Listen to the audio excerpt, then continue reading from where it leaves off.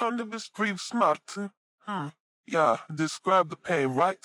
Well then, what kind of pain do you have? Well, I think I'm gonna say that maybe it's not exactly a pain. I don't know how else to describe this thing though. It's like discomfort, annoyance, inconvenience. Like, it's not like I feel a sharp, acute pain, but it's so annoying. I'm feeling much better now, but my body is weird. Not you okay? Oh, I actually had a weird body health thinking moment this morning that I can talk about. I had nearly forgotten about this, but this morning I rested really, really well. That sounds good. Rest is good. Yeah, 100%. And as a result, I think, I had a proper vertigo. And it was good. Like, it was a pleasant kind of vertigo. I get it, but we really out here downplaying our symptoms. Well, the thing is, I like taking an ice cold bath after sauna, and when I go back to the sauna after that, I get dizzy, especially for the first round. And that's really lovely. Like, in a weirdly masochistic way.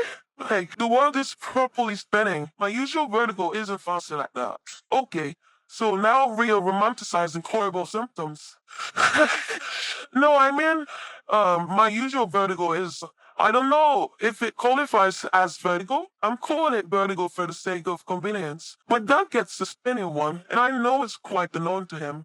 And I also know what it's like to experience having the spinning variation of vertigo. The world really spins, but my worst vertigo is different. My worst one gives me the sensation where I feel like my body parts get bigger and smaller. It's awful, super disorienting. Oof. And the other one is like just a mild sensation of slight spinning and wobbliness. Like just lightheadedness, really. It's also uncomfortable, but it's not quite like spinning. The one I had this morning was the spinning variant. But somehow it was rather pleasant, like the solar one. It was kind of rewarding. That's interesting. I've never heard of or felt that before.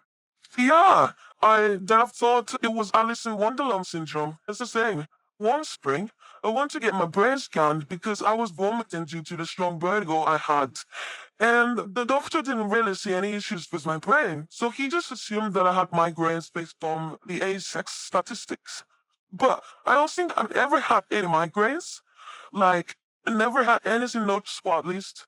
I've always had headaches, or think I did from a very young age, but I think it's almost always been a dull, heavy type one that I think is tensionetic. A year later, again in spring, I had another annoying vertigo for days. That time, I decided to tag along with my dad when he was going to see his GP to talk to his GP about this problem. I explained my symptoms in detail and that I got my brain scan last year and everything. And he asked, do you have a stiff neck? Oh yeah, big time. Also, I got the medication that could help improve the blood circulation and relax the muscles. And I also vigorously took care of my body to get rid of the stiffness. And that seemed to have worked. I could tell the difference. So now, whenever I have vertigo, I know at least a few solutions that might help me fix the problem. This whole conversation with a friend about my situation with vertigo reminded me that even though I've had these symptoms for a very long time, it's only recently that I've started talking about them in detail. I used to have weirder stuff back then, but they're all undocumented because I've never really told anyone about them until recent years. Those weird symptoms include stuff like the whole world turning blue, and I know why. Talking about how you feel, like these kinds of feelings or sensations, is rather tricky because they're rather abstract and you need the other company to actually listen to you. And that's not always easy.